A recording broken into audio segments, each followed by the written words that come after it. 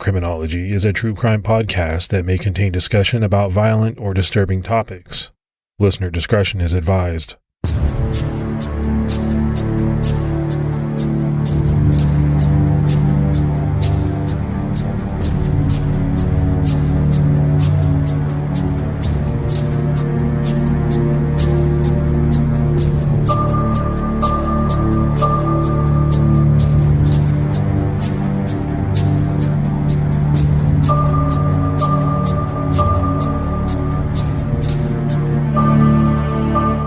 I'd like to welcome everyone to episode 78 of Criminology. I'm Mike Ferguson. And this is Morf. Morf, how are you this week? I'm doing good. I got the kids off to school today, first time for this fall, and I'm ready to get to work. How about you? No, I'm doing great. I'm surprised that your kids started so late, and maybe it's just based on, what we go through here in Ohio. I mean, my kids have been back for 3 weeks. Yeah, I think I think it works out pretty well because it's still pretty warm. They're up there swimming. They're going to summer camp and stuff like that. So for me, it works out perfectly. You get the cooler weather, and that's when school starts. I like the schedule.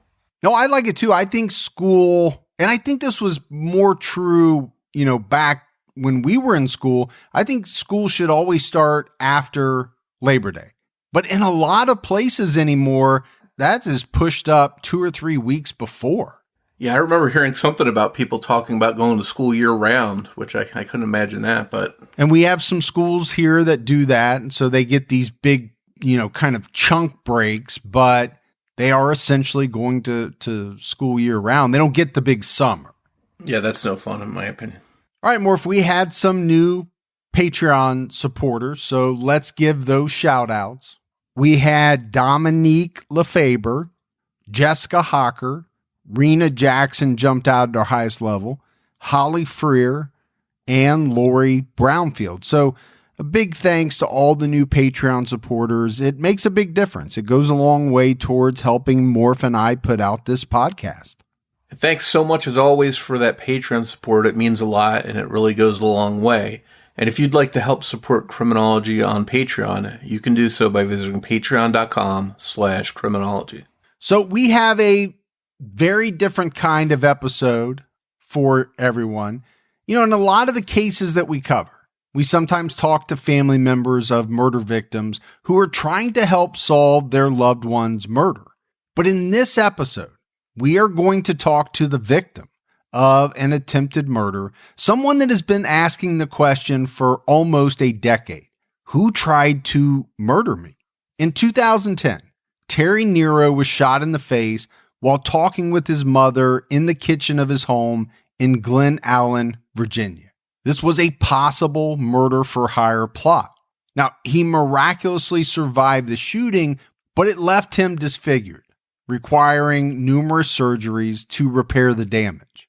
Terry has spent the last 9 years seeking justice for the crime committed against him, and while Terry believes that he knows the motive as well as the person behind the shooting, there has never been an arrest in the case, and it remains unsolved. This is a fascinating and frustrating mystery that Terry has been trying to solve, and he joined us for this episode to help break down his case, and you'll hear from him throughout the episode. Glen Allen, Virginia is a small community about 20 miles northwest of Richmond in Henrico County, Virginia. It's part of the Richmond metropolitan area. Established in 1634 as one of the 8 original shires or counties, Henrico County was the site of the second settlement in the colony and is named after the oldest son of King James I, Henry, Prince of Wales. Many battles of the American Revolution and Civil War were fought in this area, but a different kind of battle has been raging here since 2010, the battle for justice. In 2010, Terry Nero was 53 years old and was working as the property manager for Highwoods Properties in Tidewater and the Richmond area. Prior to that, he held the same position with DeVeris Property Management based out of Virginia Beach. Terry also worked some in New Orleans. He resided in the 4900 block of Park Meadows Lane in Glen Allen with one of his sons. The home sits on a cul-de-sac with several other houses in a quiet, upscale area of Glen Allen. Terry and his wife of 24 years had separated in July of 2009, and the couple's then teenage daughter lived with his wife, while their other son lived in Northern Virginia. Terry and his family had lived on Park Meadows Lane for several years, and life there was uneventful, quiet. Nothing out of the ordinary happened there during all of that time. This wasn't the type of area where any shocking crimes occurred. Thursday, March 11, 2010, started out uneventfully, like many other days before. And by that evening, Terry was looking forward to a visit from his mother, who was a retired nurse. As I recall, it was a typical day for me. I went to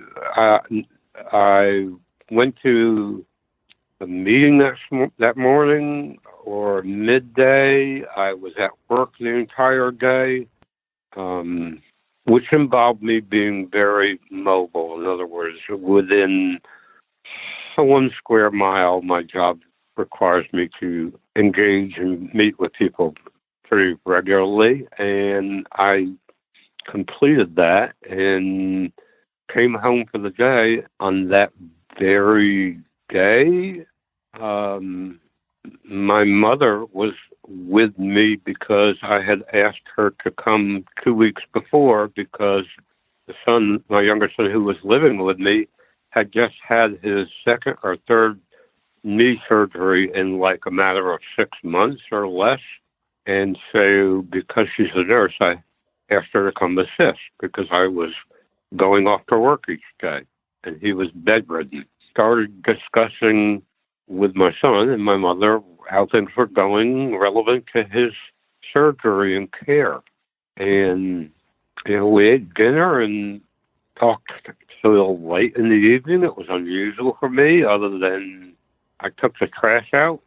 At around 11 p.m., as Terry and his mother were talking in the kitchen, their casual conversation was shattered by an explosion. Someone had fired a gunshot through the window from the backyard of Terry's home, striking Terry in the face.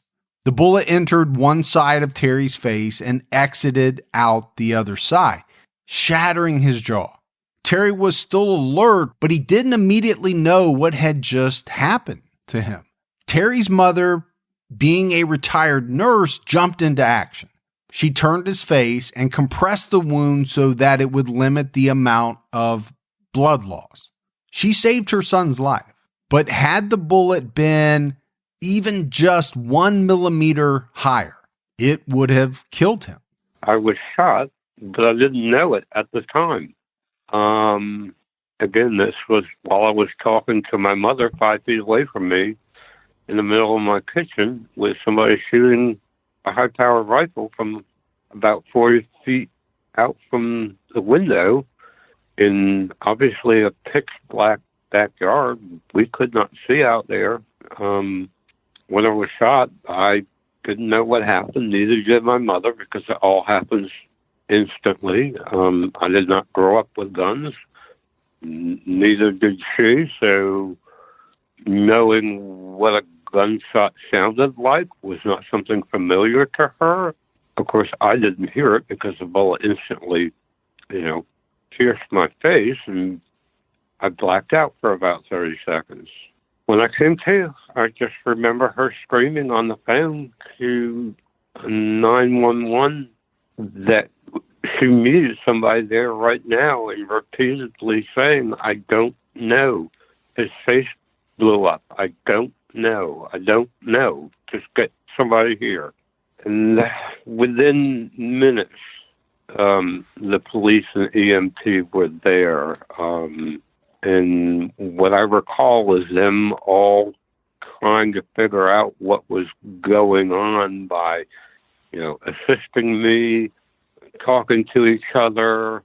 And finally, this all happened within a matter of 10 minutes. Someone, I guess, asked for silence, and somebody asked me or told me, "You've been shot."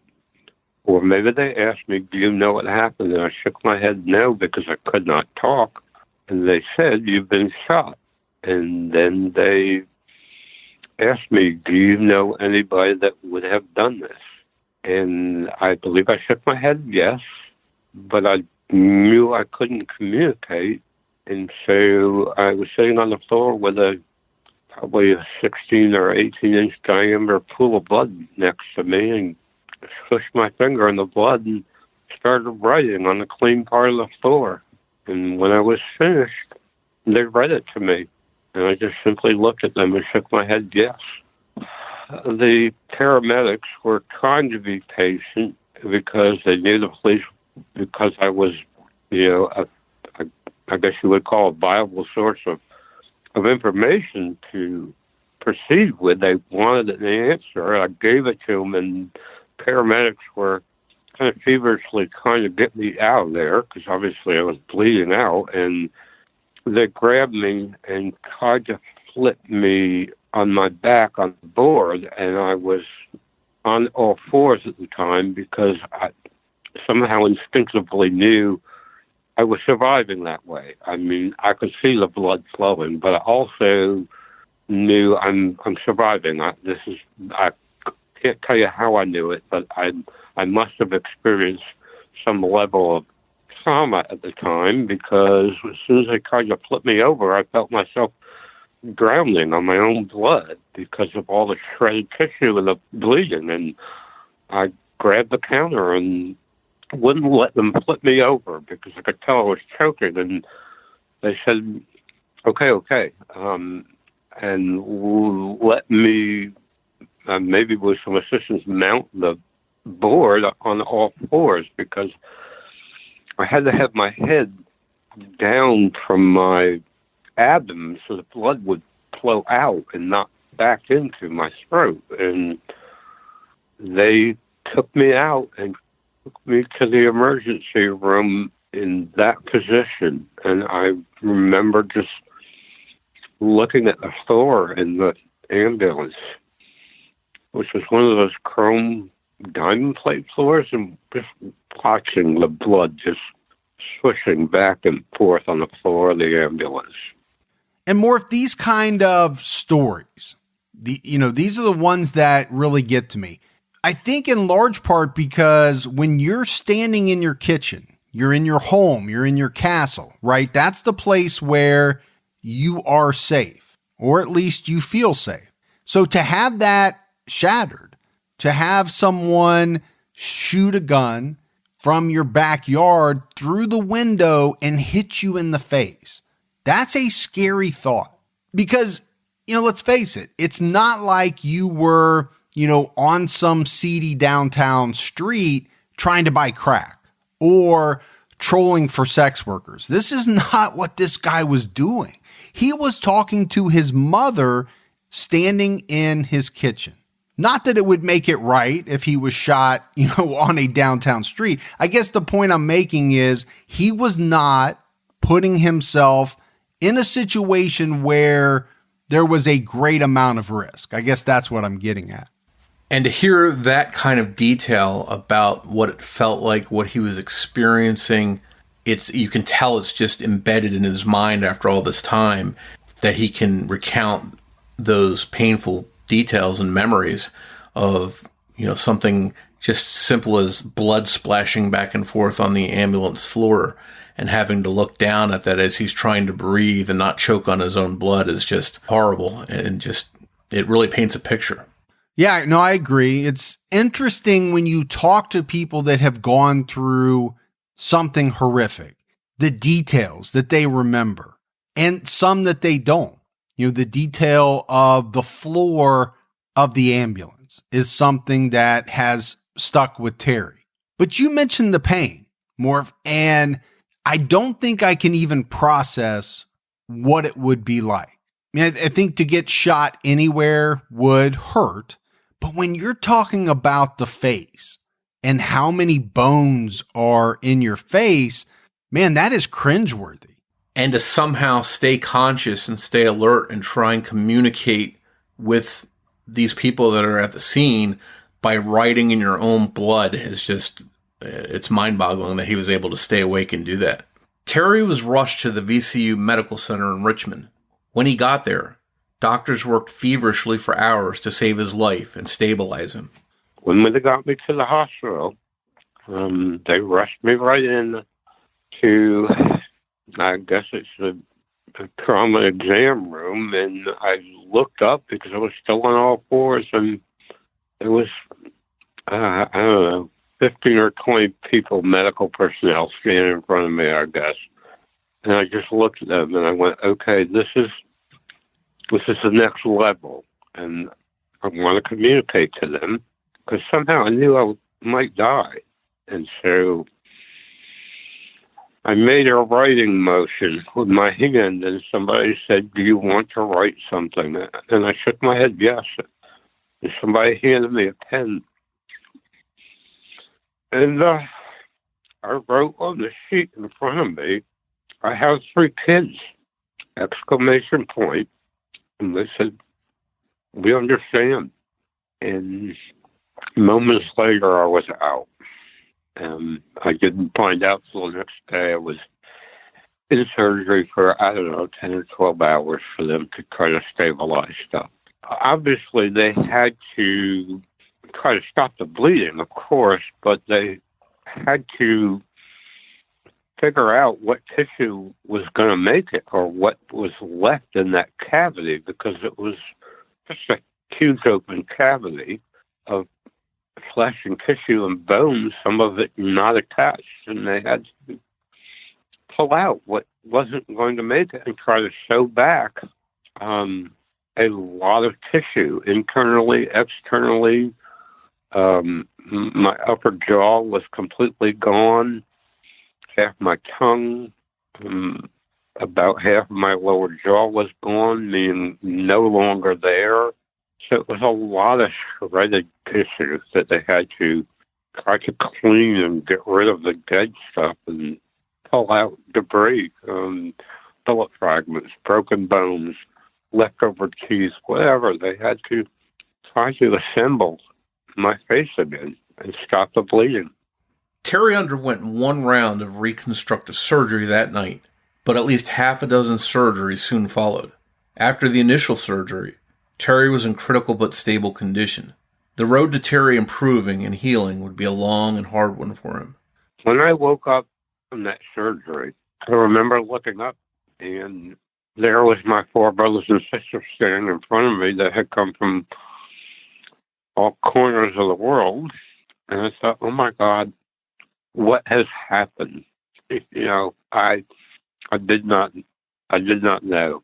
And I knew I felt okay, but of course I was on heavy morphine. But I was alert enough to recognize, something was going on, and I just tried to start recall what I could. But I did not know the full story until later on. And if I really wanted to talk about it or my condition, or, I couldn't talk. All I could do was write. And, I wrote journals daily for days and days and days and communicated that way in the hospital until I could figure out how to make sounds and communicate some way. Not particularly effective, but I could make sounds. I was in the hospital for 10 days. I believe 9 of it was in intensive care, and maybe the last day I was out of that. I don't recall exactly, but I knew I was in intensive care for quite some time. And Morf, you mentioned that the road to recovery for Terry was tough. This was an extremely horrific wound. This is the type of wound that you would see on a battlefield back in the day, right? Someone being shot in the face. I think for most of us, I know for you and I, and probably the listeners, this is tough to imagine something like this happening to us. So I wonder, even though these medical personnel are trained to deal with those kind of injuries, it makes me wonder how often do they actually see those kind of catastrophic injuries?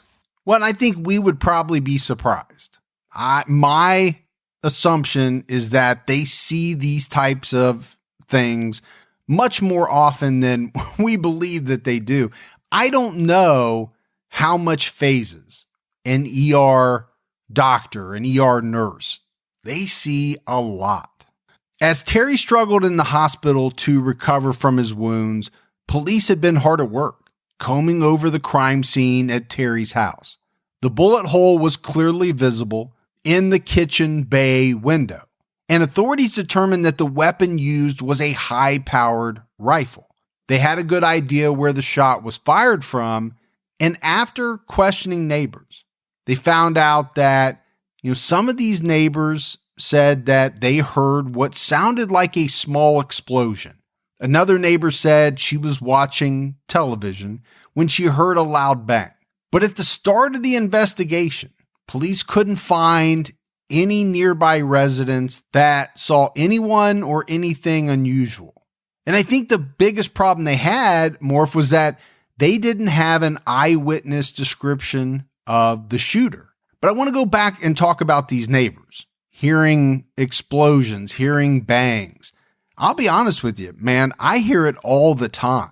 My wife and I will be sitting on the couch watching television when all of a sudden there is a sound that to me sounds like a gunshot. Now it might be far away, and I'll be honest with you.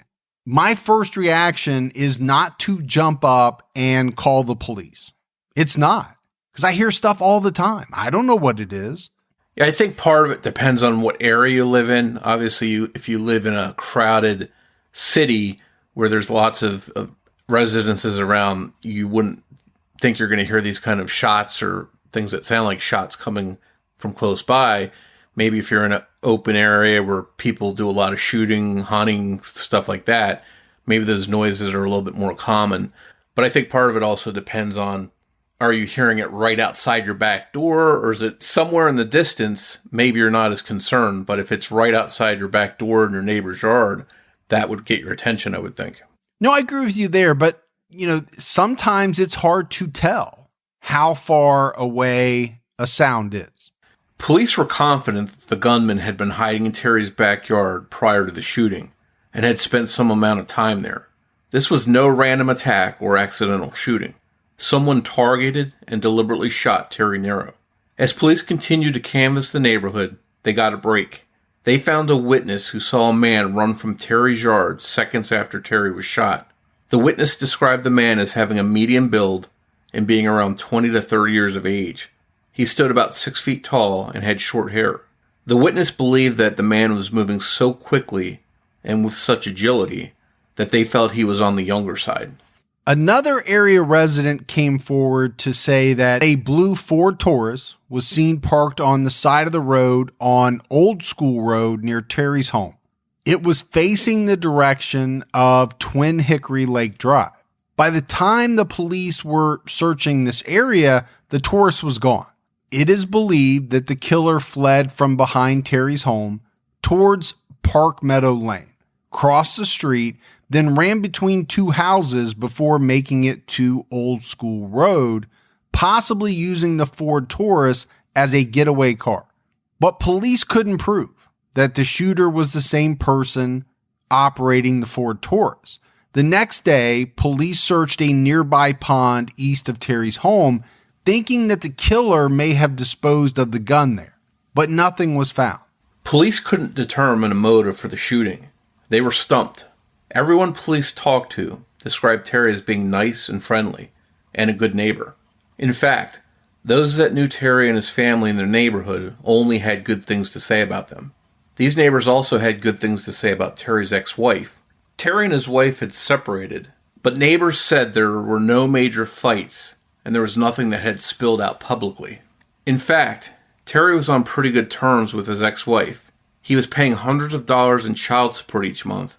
He was also making health insurance payments for his wife and daughter.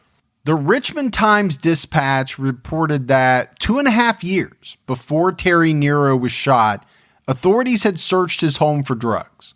In October 2007, police, armed with a search warrant, searched the Nero home for drugs. They were looking for what was described as a cardboard container that had been shipped to Terry's home from Connecticut through an undisclosed delivery service. This was apparently the result of a drug-sniffing dog hitting on something on the container at the Delivery Services Distribution Center in Richmond. But when police searched the Nero home in 2007, there were no signs of drugs. There were no signs of drug use, and definitely no signs of drug dealing. It seemed unlikely that drugs were the motive for the shooting. While police were stumped on a motive, Terry Nero had a pretty good idea of why he was shot and who might be behind it, and he shared it with police, who were interested in what Terry had to say. They referenced back to what I had written on the floor. They had researched that with numerous people and found it extremely validating, and asked me more about it and what was going on in my life and why and who and where and when and how long. Significantly relating to a similar question you asked me, but obviously most of it is, or all of it was related to how they could solve the case and get the answers with evidence from who and where. And so they were asking all those kinds of questions. I mean, obviously a significant amount of them I can't answer openly because the case is ongoing, albeit 9 years later, it's still ongoing. At that point in my life, I was involved in a court case trying to protect somebody. That didn't work, even though I was in the courthouse, in a court of law, dispensing with information relevant to what I ultimately tried to achieve, which was to protect an individual. That didn't happen, and then I got shot. I don't know the connection, if any. I simply have let the public know what was going on in my life. And from there, the police or anybody can conclude what they may. But other than what I have told people or has been put out there directly or indirectly by me, it's simply what was going on in my life that was abnormal. There was issues that I can tell you were brought up in court that I was involved in that would make an individual that was part of it become very concerned. And to me, Morf, this is a very tough situation for a victim. To have a belief that you know exactly who was behind the shooting that happened to you, but not be able to prove it and really not be able to do anything about it. That would be very, very tough. And he's got to be frustrated that there's been no arrest and that the person he believes played some kind of role in his shooting, whether it was the actual trigger man or someone that hired a trigger man, not having that arrest come has got to be very frustrating. In 2009, Terry was involved in a court case centered around a man that we'll call Mr. X. This court case was based on someone that Terry was trying to protect via the court system. The reason we're referring to this individual as Mr. X is to protect the identity of the person that Terry was trying to protect. In 2013, Mr. X was arrested and charged with taking indecent liberties with a minor between late 2008 and early 2011. This was a felony offense. The alleged incidents included sexual intercourse and other activities involving a minor. Mr. X was indicted by the Richmond Metropolitan Multi-Jurisdictional Grand Jury in August 2013. At the time, Mr. X was in his 40s. He's now in his late 50s. Mr. X comes from a prominent family and was the son of a former area politician. He grew up in the Richmond area, and his family is well known there. The family has lived there for many generations. His family owned a local business for decades. The business's history goes all the way back to the late 1700s. Mr. X's grandfather managed it in the 1940s before buying the company in the mid-1950s. Then in the early 80s, the building that housed this business caught fire, causing roughly $500,000 in damages. Mr. X's grandfather drew up the plans and oversaw construction of a new building. And the construction on that new building finished 2 years later. Mr. X's grandfather retired in the mid-1980s, and then Mr. X's father took over the business. In the mid-2000s, he handed the reins over to Mr. X, who then became the fifth-generation CEO of the company. Mr. X was wealthy and had a lot of connections through his business and the community. At the time of his arrest, Mr. X faced 9 counts of taking indecent liberties with a minor. Prosecutors told the judge that Mr. X and the victim had exchanged 22,000 text messages between 2008 and 2011. A majority of the texts sent to the teen were graphic and sexual in nature. Despite the severity of the charges against him, Mr. X had a good amount of supporters show up in court on his behalf. This included his wife and children. His supporters said that he was a model citizen. He was a pillar of the community who often donated money to local charities and people in need. The judge received more than 100 letters of support for Mr. X.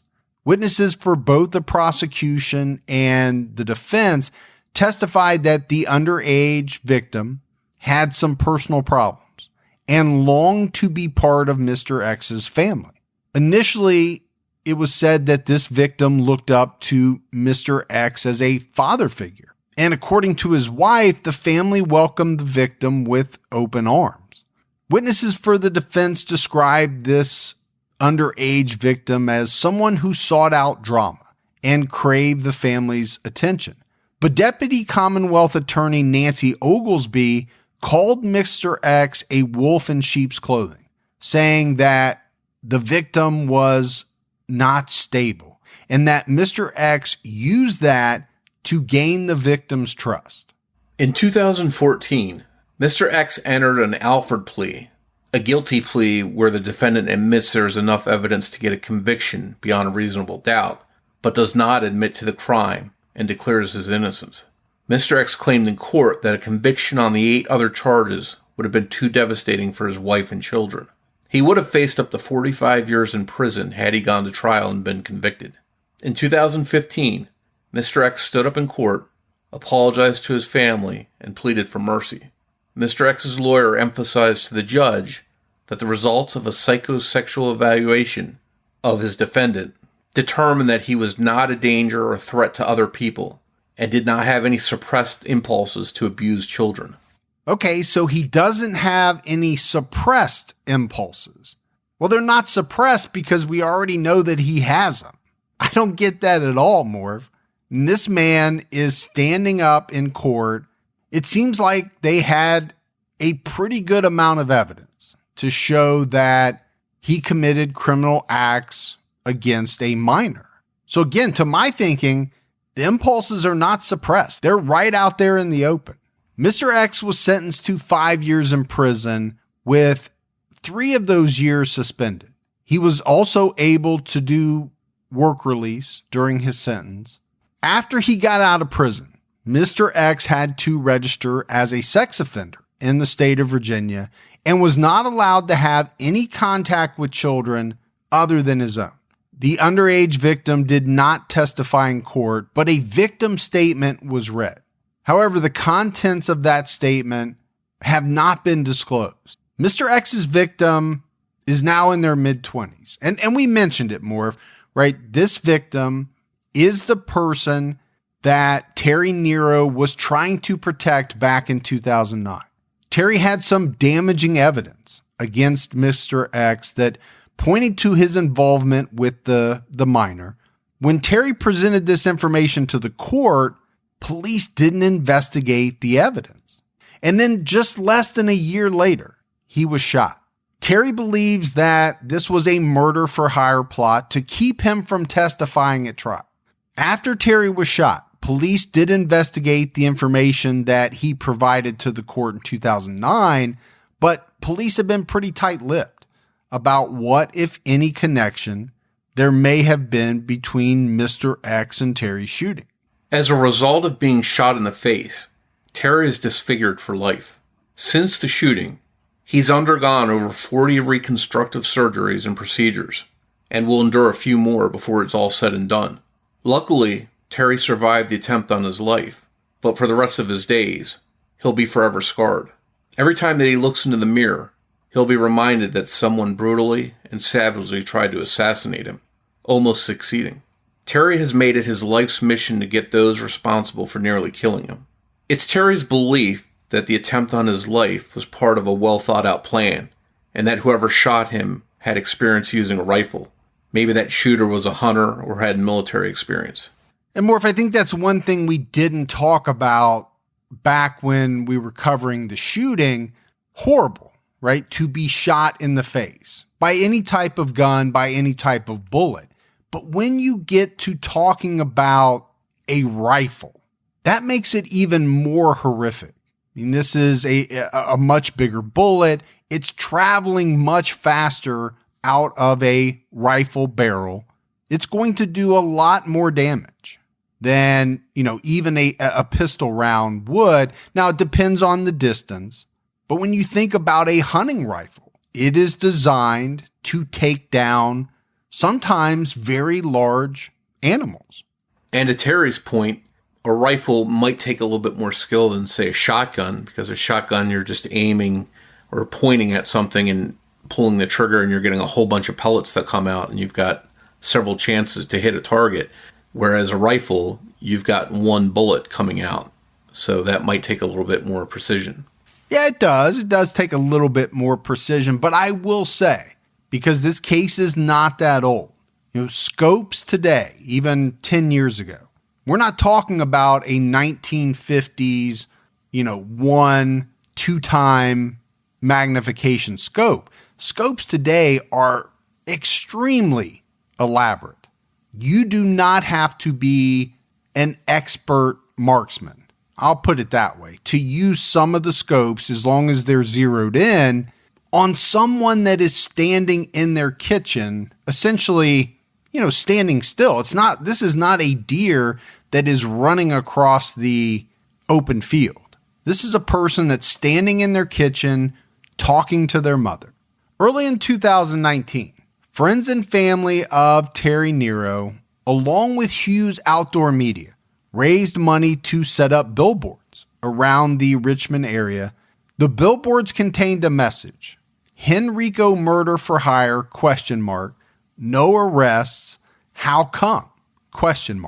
This makes me think of that movie, Morf, 3 Billboards Outside of Ebbing, Missouri. It was a good movie. It was strange, but great at the same time.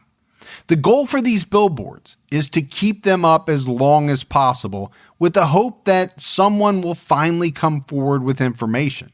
There really have not been much in the way of updates in this case, but there is a $65,000 reward for any information leading to an arrest. More recently, I have been, let's say, pushed and assisted by friends with a billboard on the interstate, trying to make some excitement in somebody's mind to come forward and do something to bring resolution to the case.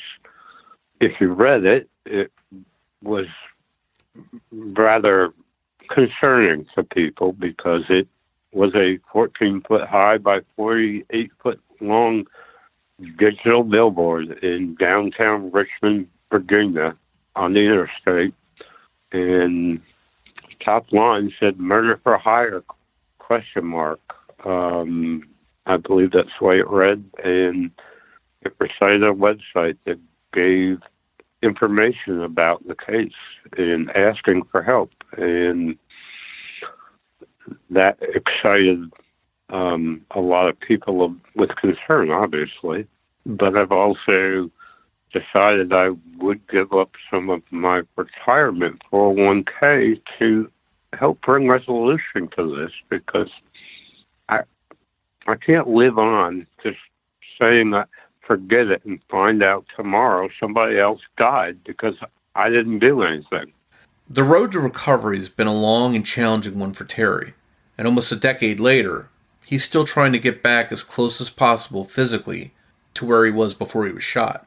The actual number of surgeries, of course I could look it up, but I've never really looked back. I would say 20 actual surgeries where I've actually been put out, and then another 20 procedures where I've been given a local anesthetic and they've done something or another. But, there's been collectively about 40 different times when some procedure or surgery has been performed over the last 9 years. There are still things that can be done that I have yet to proceed with to try to accommodate me to be more normal, to have teeth. There was 2 attempts. The second one was successful, but the first was not, where they took almost the entire fibula out of one of my legs to give me an upper jaw. The first time it failed.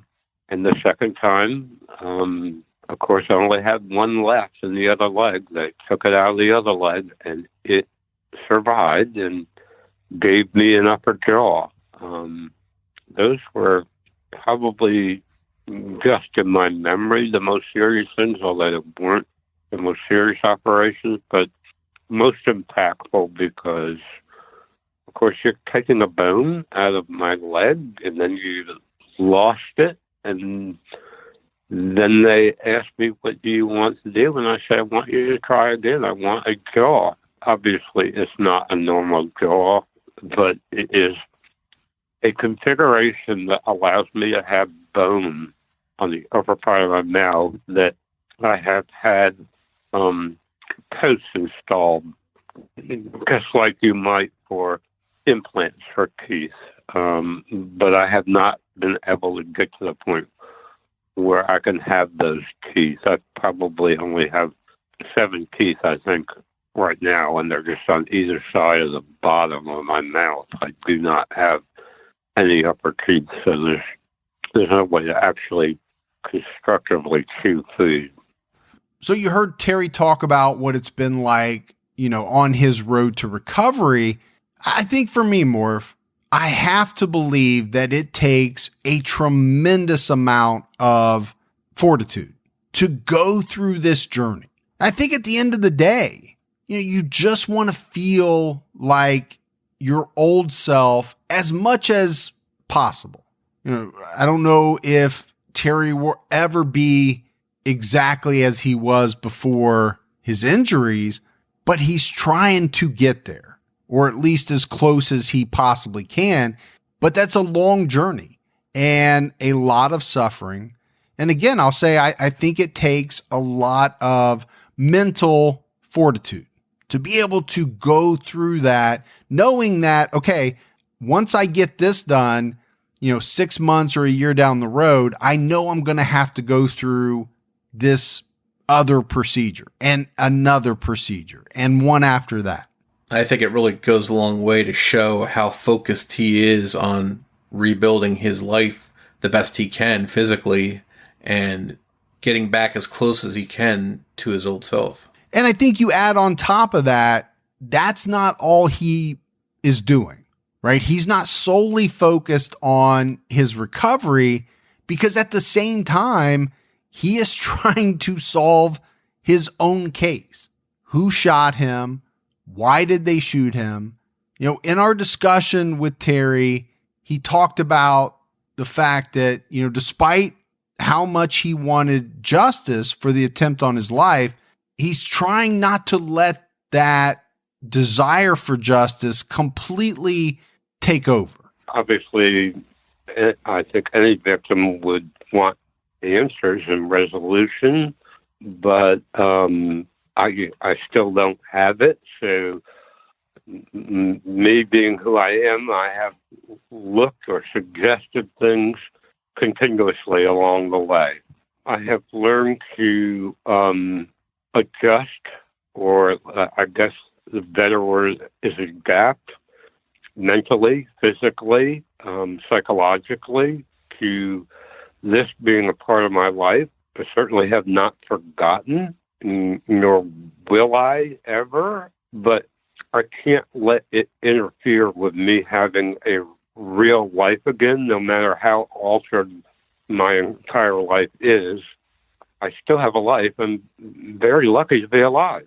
I do not let it control my life. I can't tell you that I don't have the same feelings as any other victim, but they don't consume my life because those feelings I don't let them consume my life. You can't live with that. But yes, it's a very important component of my life, mainly to make sure that somebody is off the streets that obviously easily could kill somebody if they haven't already. At times it can be very frustrating, but physically, mentally, psychologically, I've had to adapt to making sure that all pieces of my life, including that, had a place in my life. In other words, it was a piece of my life, and it still is, that I have got to put back in a box and put on the shelf every once in a while, or often enough so that I can live a normal life.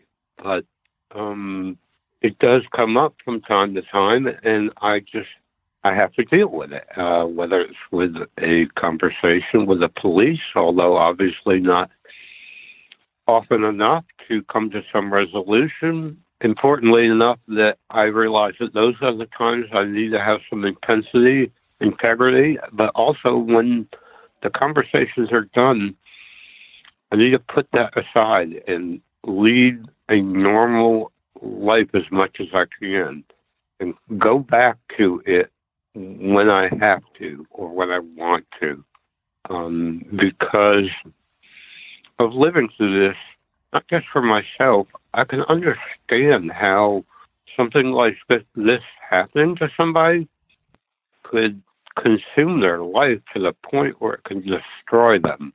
And I don't want that to happen. I still live, I still eat, I still breathe, I have a job, I love life, I survived this. I mean, clearly somebody shooting me in the head wasn't with the intent that it would just kick my jaw out. They were intent on killing me. And I have to find some happiness in that, and I do. I mean, I survived. How lucky am I? So, Morf, we set it up front, right? This is a different type of case than most of the ones that you and I normally do. This is an unsolved case, which we're no strangers to. We do a number of those. I think what makes this one unique is the fact that, number one, we were able to talk with the victim. And number two, Terry has an idea in his mind of who he believes was the mastermind behind his attack. I think that in and of itself is somewhat unusual. A lot of times with these unsolved cases where someone lives, they have no idea who committed the attack on them or why it was committed. And in Terry's mind, he's got a good idea about both of those things. One thing for me that I take away from this episode is the way that Terry was able to recount what happened to him so clearly and vividly, and to share that with us. It really puts it into perspective, because when we cover these cases, a lot of times you hear about some details or facts which helps demonstrate what happened, but it's not quite the same as hearing it directly from the person that went through it. No, I agree with you. I don't think anything comes close to hearing details from the individuals who lived through it. The other thing I'll say to that is, I think if you go through something as horrific as Terry Nero did, that is going to be seared into your memory, right? You heard him talk about some of the very small, minute details, things that he remembered seeing when he was in the ambulance. Seared. He'll never forget those things because it was such a traumatic event. As opposed to Morf, let's say, you saw a guy running after you heard some shots. Okay, what's not traumatic to you, let's say, So are you going to, a month down the road or 6 months down the road, remember every single detail of that incident? Probably not. And I think that would be the same with a lot of people. But if you witness something firsthand or it happened to you, I do think that, a lot of those details would be, burned into your memory. So this person that Terry believes was behind his attack, this guy's still alive. We said that we didn't want to mention his name out of respect for Terry and the individual that he was trying to protect. It will be interesting, Morf, to see if anything ever comes out of this. This case is not that old. It's not brand new, but it's not 30, 40 years old. Who knows what information will come out? Unlike a lot of the cases that we do, the participants are still relatively young. When you and I do these cases that go back 30, 40 years, we often find that a lot of the major players have died. I think we just talked about it last week. So the thought is, in these unsolved cases, that these people, when they pass, if they had any information, they took it with them. And unless they told somebody else that hasn't come forward yet, this is a little bit different. There are people that may have some involvement in this case. They're still relatively young, and I think some things could come out. I know one thing. After hearing about Terry's ordeal and all that he went through, I'm really rooting for him, as I'm sure you are, to find out the truth, find out what happened and who was involved, and to see an arrest, and that he can get some kind of justice for everything that he's gone through. Yeah, I think you and I are always rooting, right, for these unsolved cases to be solved, but it does add an element when we have had actual contact with a victim. There's no doubt about that. Terry Nero has a website, terryneroshooting.com. He also has a Facebook page titled Terry Nero Crime Information. If you have any information regarding the shooting of Terry Nero, please call Crime Stoppers at 804-780-1000. Special thanks goes out to Terry Nero for joining us in this episode to help tell his story. Thanks also goes out to Debbie Buck at TrueCrimeDiva.com for writing and research assistance in this episode. As always, if you haven't given us a rating yet, go out and do that. It doesn't take but a few seconds. Keep telling your friends about the podcast. All of that is very helpful. And as always, you can find us on social media, on Twitter with the handle at Criminology Pod. We're also on Facebook. Just search for Criminology Podcast. And you can join our Facebook discussion group, which is Criminology Podcast Discussion and Fans. All right, Morph, that is it for another episode of Criminology. We will be back next Saturday night with a brand new episode. So until then, this is Mike Ferguson. And Morf. And we'll talk to you then. Take care, everyone.